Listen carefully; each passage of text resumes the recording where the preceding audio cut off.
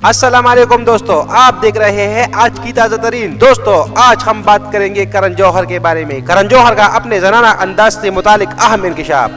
दोस्तों चलो आगे बढ़ते हैं। बॉलीवुड के मारूफ फिल्मसाज और हिदायतकार करण जौहर ने अपने जनाना अंदाज होने से मुतालिक अहम इंकशाफ कर दिया। बॉलीवुड के मारूफ फिल्मसाज व हिदायतकार करण जौहर का शुमार इंडस्ट्री की उन नामवर शख्सियत में होता है जिन्होंने बॉलीवुड को कई सुपरहिट फिल्में दी और बहुत से नए चेहरे भी मुतारिफ कराए।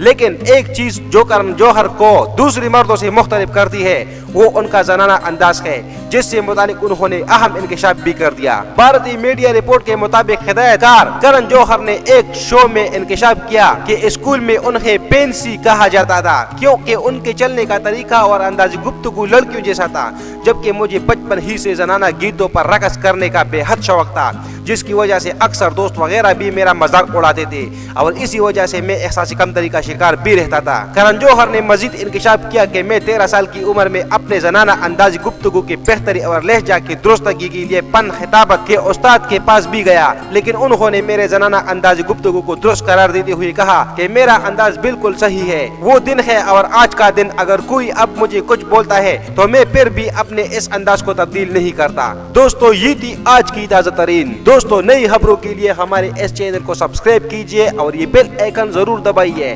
ताकि हमारी अगली वीडियो आप तक आसानी के साथ पहुंच सके। शुक्रिया।